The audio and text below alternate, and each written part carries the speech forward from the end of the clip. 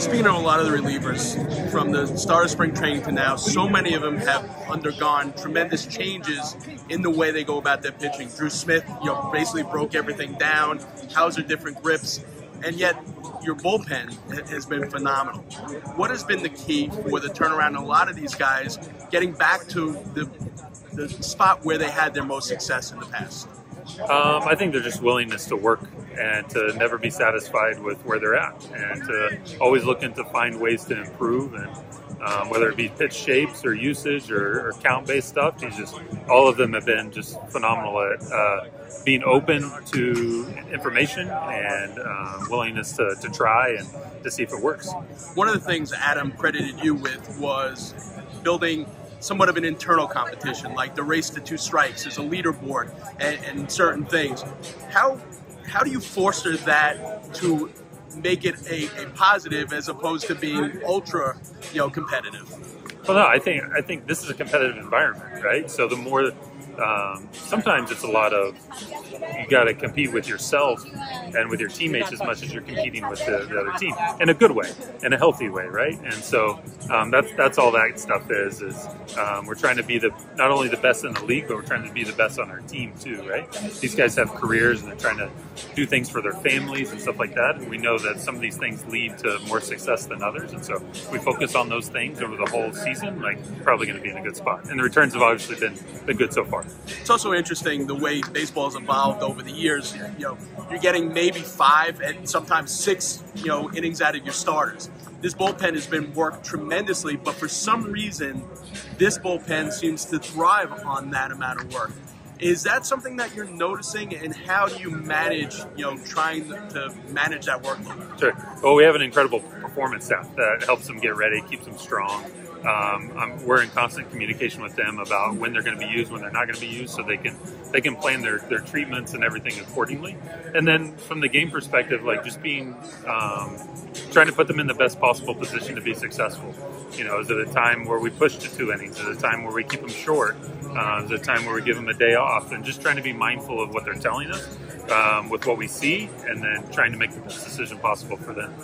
You mentioned the staff, but in speaking to Drew, one of the things, people laugh on opening day when they announced the Mets, sports scientist.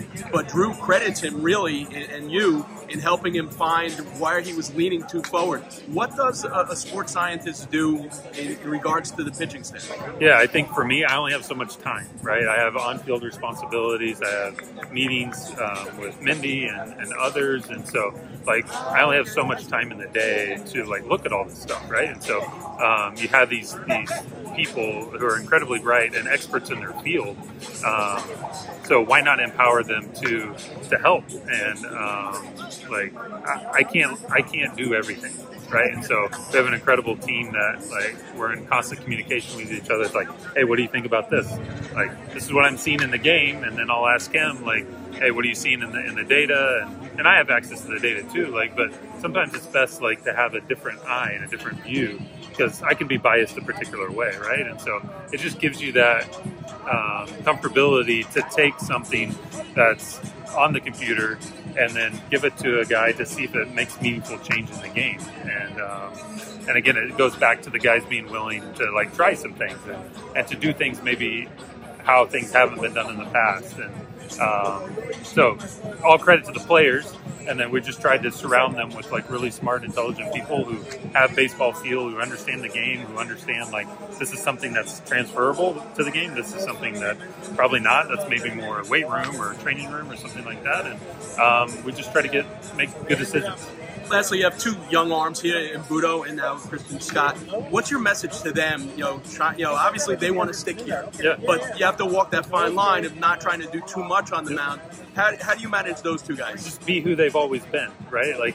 That's the old cliche, and it's much easier said than done. You have 40,000 people in the stands screaming at you. It's different. There's no doubt it's different. So the more natural and the way it's always been you can make it, the better off you can be. Understanding there's really good players on that other team, but your stuff's really good too. And so not letting the the environment dictate your response.